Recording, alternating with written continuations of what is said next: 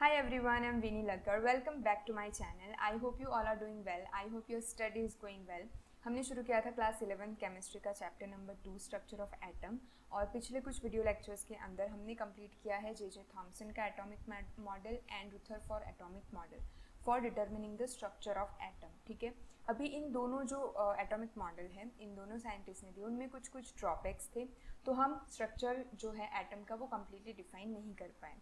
अभी जो next experiment हुए उनके बेसिस के ऊपर बोर्स मॉडल ऑफ एटम हमें डिस्कस करना है.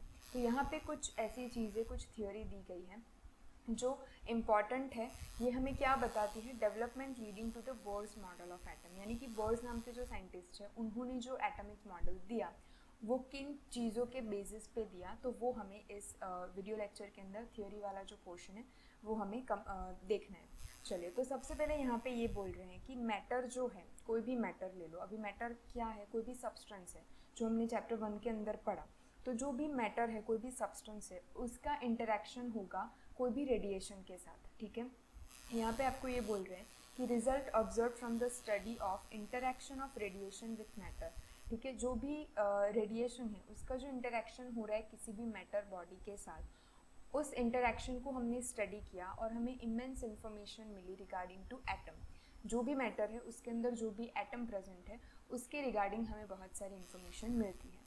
There are two development played a major role in the formulation of Bohr's atomic model. This were, ये जो दो डेवलपमेंट है यानी कि जो दो सेंटेंस हैं, ठीक है, दो आर्ग्यूमेंट हम बोल सकते हैं. तो इन दोनों आर्ग्यूमेंट के बेसिस पे जो बोर्स नाम के साइंटिस्ट है उन्होंने एटॉमिक मॉडल अपना प्रेजेंट किया. तो ये दोनों आर्ग्यूमेंट कौन सी थी?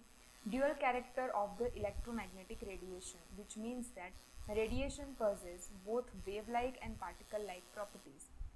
ये क्या बोल रहे हैं? ड्यूअल कैरेक्टर, यानी कि दो कैरेक्टर रख रहा है कोई भी रेडिएशन. ठीक है, कोई भी रेडिएशन हो तो वो दो कैरेक्टर रखेगा.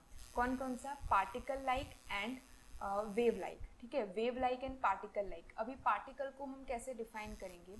I can draw here like this. अगर हम पार्टिकल को डिफाइन करें, so this is your particle. ठीक है, और अगर हम वेव को डिफाइन करें तो वेव जो है आप ये देख सकते हो, यहाँ से ये जो जा रही है ये पूरी जो है वो आपकी वेव है. ठीक है, यहाँ से जो आपकी जाएगी ये पूरी आपकी जो है वेव है. यानी कि कोई भी रेडिएशन हो वो एक पार्टिकल के थ्रू इस तरीके से रह सकता है या फिर उसकी जो प्रॉपर्टी है वो क्या है? इस तरीके की है, यानी कि वेव लाइक है. ठीक है, तो वेव की प्रॉपर्टी है और उसकी जो पार्टिकल है उसकी भी प्रॉपर्टी जो रेडिएशन है वो पॉजेस कर रहा है. ठीक है, अभी सेकेंड आर्ग्यूमेंट क्या थी? Experimental result regarding atomic spectra. ठीक है, स्पेक्ट्रोस्कोपी की हेल्प से जो एटम है उसका हम experimental result regarding atomic spectra, यानी कि एक्सपेरिमेंटल रिजल्ट को हम डिस्कस कर रहे होंगे in the next part of that portion. तो जो हम एटॉमिक स्पेक्ट्रा से रिगार्डिंग चीज़ें वो हम नेक्स्ट वीडियो लेक्चर्स के अंदर देखेंगे. अभी फर्स्ट हम क्या डिस्कस कर रहे हैं? तो wave nature of electromagnetic radiation, यानी कि जो यहाँ पे जो हमारी फर्स्ट ये जो आर्ग्यूमेंट है यहाँ पे क्या बोला? Dual character.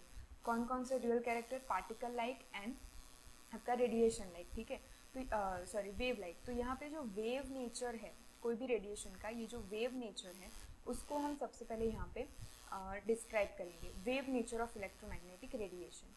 Physicists actively studied absorption and emission of radiation by heated object. कोई भी ऑब्जेक्ट को अगर आप हीट दोगे, उसे गर्म करोगे, तो या तो वो कोई भी एनर्जी इमिट कर रहा होगा या फिर वो ऑब्जर्व कर रहा होगा. ठीक है, this are called thermal radiation. उसे हम क्या नाम बोलेंगे? Thermal radiation. ठीक है, thermal radiation consist of electromagnetic waves of various frequencies और वेवलेंथ. अभी फ्रीक्वेंसीज और वेवलेंथ को हम कैसे डिफाइन करेंगे वो हम नीचे देखेंगे.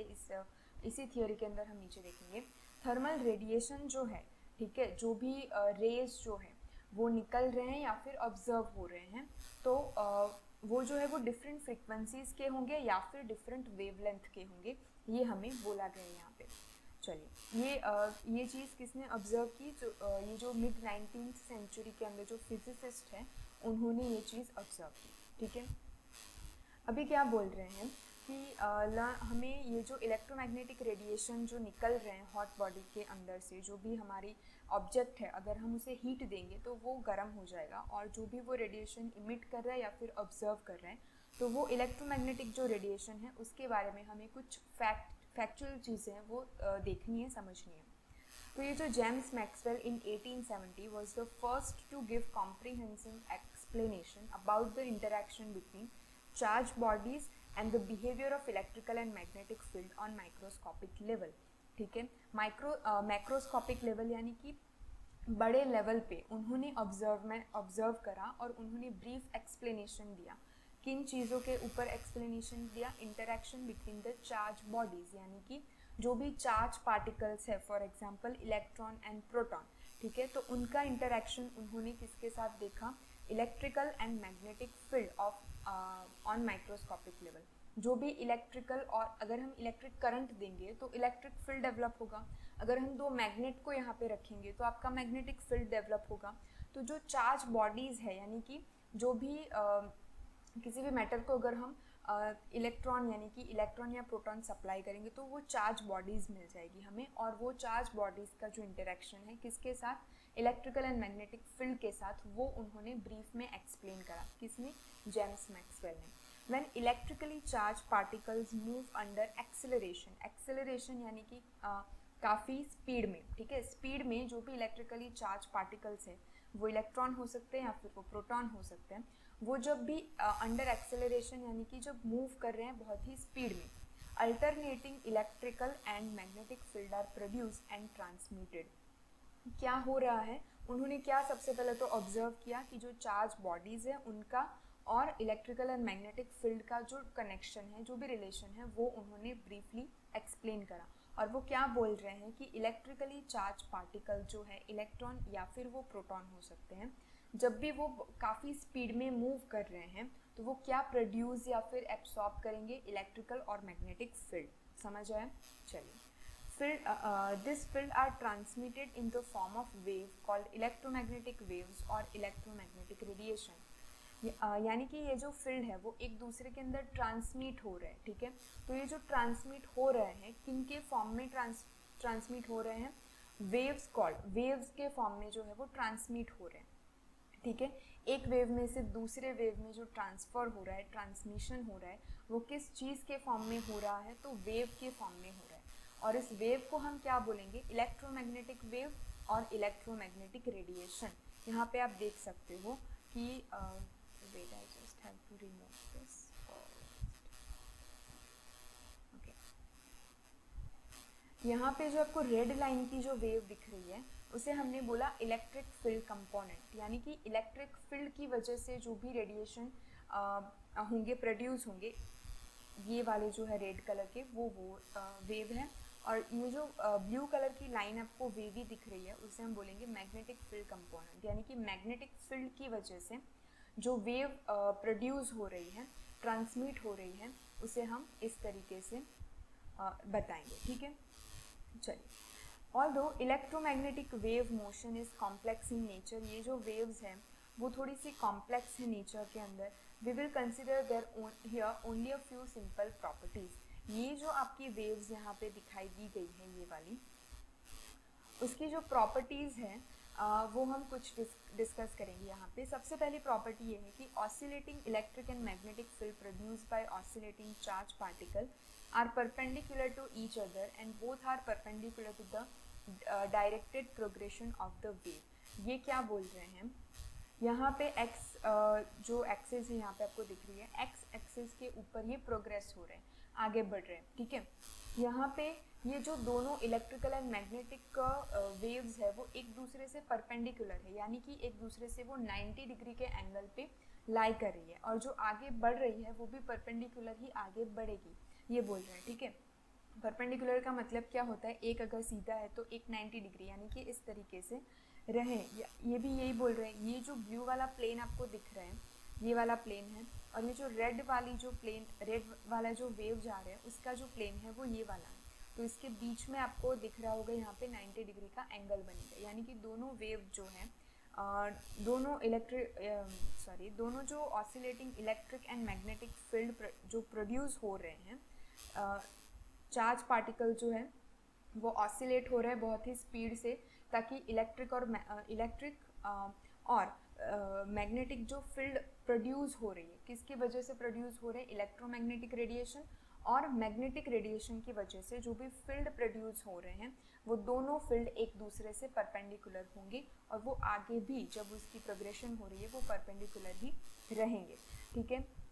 Electromagnetic waves do not require medium and can move in vacuum, ठीक है। कोई भी अगर हम साउंड वेव ले लें, हमारी जो हम जो कानों से सुन सकते हैं साउंड, उसे एक एनवायरनमेंट की ज़रूरत होती है। अगर आप अर्थ से बाहर चले जाओ, आप वैक्यूम में चले जाओ, यूनिवर्स में अगर आप चले जाओ, तो आप साउंड नहीं सुन सकते, क्योंकि वहाँ पे एनवायरनमेंट नहीं है। अर्थ के अंदर एनवायरनमेंट है, दैट्स वाई हम जो साउंड है वो सुन सकते हैं, ठीक है, क्योंकि वो कुछ फ्रिक्वेंसीज के ऊपर ऑसिलेट होते हैं और उसी फ्रिक्वेंसी को हम एनवायरनमेंट में सुन सकते हैं। जबकि जो इलेक्ट्रोमैग्नेटिक वेव्स जो होती है उसे एनवायरनमेंट की ज़रूरत नहीं होती, आप उसे वैक्यूम में भी एक्सपीरियंस कर पाओगे, ठीक है। तो ये इसकी दूसरी प्रॉपर्टी हो गई। सबसे पहली प्रॉपर्टी क्या थी, जो भी इलेक्ट्रोमैग्नेटिक और मैग्नेटिक रेडिएशन है उसकी वजह से जो भी फील्ड प्रोड्यूस हो रहे हैं वो दोनों फील्ड एक दूसरे से परपेंडिकुलर आगे प्रोग्रेस करेंगे। दूसरी प्रॉपर्टी की जो इलेक्ट्रोमैग्नेटिक वेव्स हैं उनको कोई भी मीडियम यानी कि कोई भी एनवायरनमेंट की ज़रूरत नहीं होती, वो मूव कर सकते हैं वैक्यूम के अंदर, ठीक है।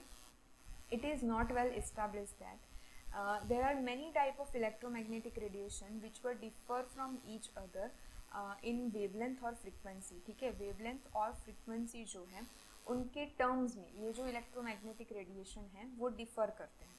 The constitute what is called electromagnetic spectrum, यहाँ पे आप electromagnetic spectrum जो है ये वाला उसे आप देख पाओगे, और यहाँ पे आपको डिफरेंट लेवल के जो भी वेवलेंथ हैं वो दिखेंगी, फ्रिक्वेंसीज आपको दिखेगी।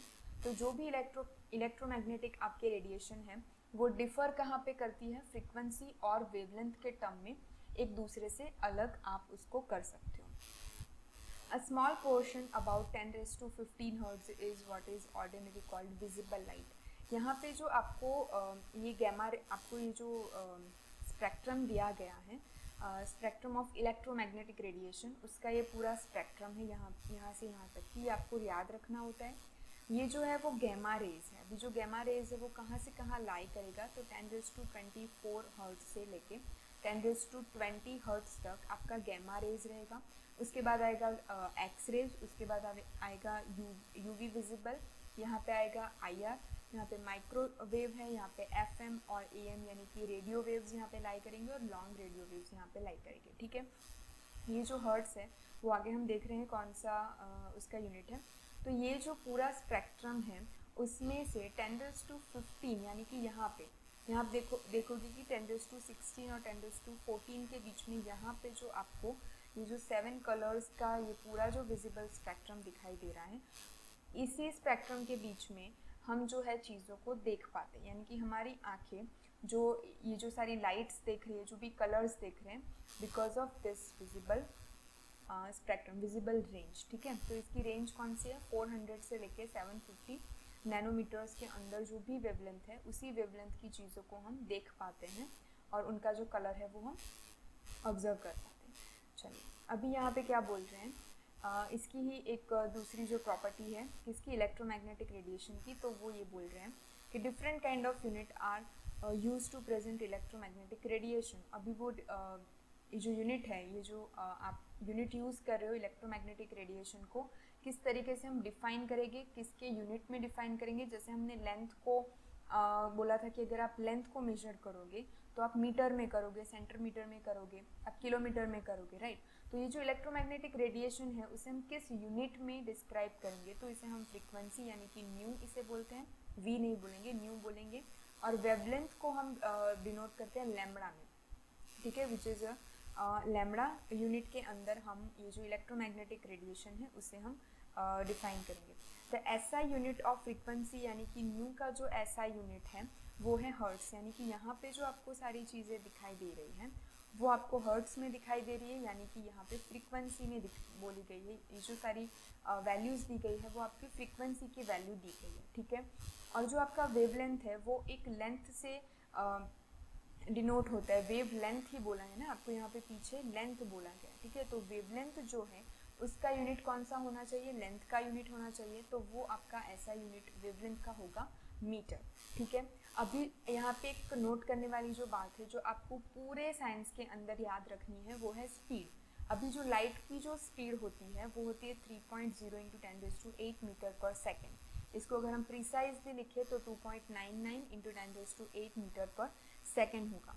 इसे हम बोलेंगे स्पीड ऑफ लाइट और इसे हम डिनोट करेंगे सी के साथ, ठीक है। पूरे इंटायर केमिस्ट्री के अंदर, चाहे फिर वो आपका ऑर्गेनिक, इनऑर्गेनिक, फिजिकल, कोई भी केमिस्ट्री हो, स्पीड की जो लाइट है हम उसे सी से डिनोट करेंगे। उसका जो यूनिट होगा वो मीटर पर सेकेंड होगा और उसकी वैल्यू 3 इंटू 10⁸ होगी, ठीक है।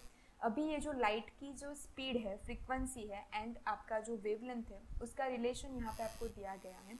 इसके बेसिस पे आपको बहुत सारे सम सॉल्व करने हैं, तो ये आपको याद रखना है। C is equal to frequency into wavelength, ठीक है। इतना समझ आया। हमारा जो विजिबल स्पेक्ट्रम है वो कहाँ से कहाँ लाई करेगा, 400 से लेके 750 नैनोमीटर्स के अंदर जो आपका लैम्बडा है यानी कि वेवलेंथ है वहाँ पे वो लाई करेगा, ठीक है। चलिए इतनी चीज़ें क्लियर हुई। अभी जो आपने बोला कि वेव नंबर हम किसे बोलेंगे, ठीक है। फ्रीक्वेंसी को तो हमने बोल लिया कि ये जो इलेक्ट्रोमैग्नेटिक रेडिएशन है उसको हम फ्रीक्वेंसी एंड वेवलेंथ के अंदर डिनोट करते हैं, लेकिन एक दूसरा टर्म आएगा आपको कि वेव नंबर किसे बोलेंगे। तो वेव नंबर हम न्यू बार को बोलेंगे और न्यू बार को हम किस तरीके से डिफाइन करेंगे, the number of wavelength per unit length, number of wavelength per unit length. यानी कि अगर मैंने 1 मीटर आपको दे दिया, यूनिट लेंथ बोला है ना, तो मैंने उसको 1 मीटर आपको दे दिया, तो 1 मीटर के अंदर जितनी भी वेवलेंथ, नंबर ऑफ वेवलेंथ, जितनी भी वेवलेंथ आपको मेजर होगी, आप मेजर करोगे, उसे हम बोलेंगे वेव नंबर। और वेव नंबर का जो यूनिट होता है वो मीटर इनवर्स होता है, ठीक है। तो इसके बेसिस पे आप जो वेव नंबर है उसका फॉर्मूला इस तरीके से बना सकोगे कि nu bar is equal to 1/λ, ठीक है। तो लैम्बडा का जो आपका यूनिट है वो मीटर है, तो अगर वो 1 में है तो इन्वर्स हो जाएगा, यानी कि सेंटीमीटर इन्वर्स या फिर मीटर इन्वर्स हो जाएगा, ठीक है। तो ये आपका ऐसा यूनिट हो गया मीटर इन्वर्स। और centimetre inverse is not a ऐसा यूनिट, पर छोटे स्केल के ऊपर हम इसको सेंटीमीटर में भी यूज़ कर लेते हैं, ठीक है। चलिए यहाँ पे आपकी जो कुछ प्रॉब्लम्स है रिगार्डिंग आपके फ्रीक्वेंसीज और ये जो हमने रिलेशन देखा कि speed of light, wavelength and frequency के रिगार्डिंग, तो यहाँ पे आप देख पाओगे इस प्रॉब्लम के अंदर आपको दी गई है कुछ चीज़ें। A frequency of 1368 kilo hertz, calculate wavelength, उसकी हमें वेवलेंथ कैलकुलेट करनी है, तो उसका सॉल्यूशन कौन सा होगा। तो यहाँ पे आप सी को यहीं पे रखोगे, तो इसको अगर हम इसके बाजू में लेके जाएँ तो न्यू इंटू लैम्बडा हो जाएगा, हमारा जो पुराना वो रिलेशन हमने ऊपर देखा।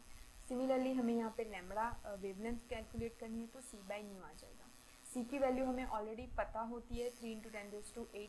कुछ एग्जाम में आपको सी की वैल्यू भी देंगे, नहीं देंगे तो इट्स ओके, हमें पता होनी चाहिए, याद रखनी है, ठीक है।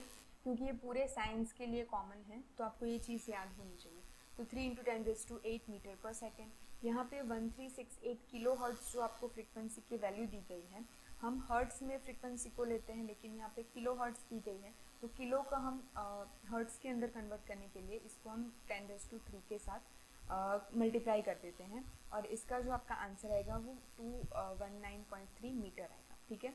आपका जो लाइट है, लाइट की स्पीड है, उसका मीटर पर सेकेंड था।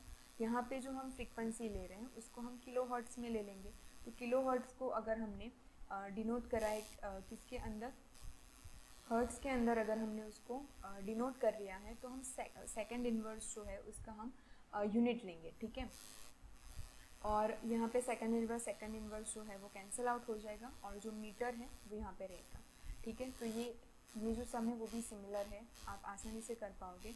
और ये जो सम है वहाँ पे भी आपको वेवलेंथ दी गई है और आपको वेव नंबर कैलकुलेट करनी है, और यहाँ पे फ्रीक्वेंसी ऑफ येलो रेडिएशन जो है वो आपको कैलकुलेट करनी है।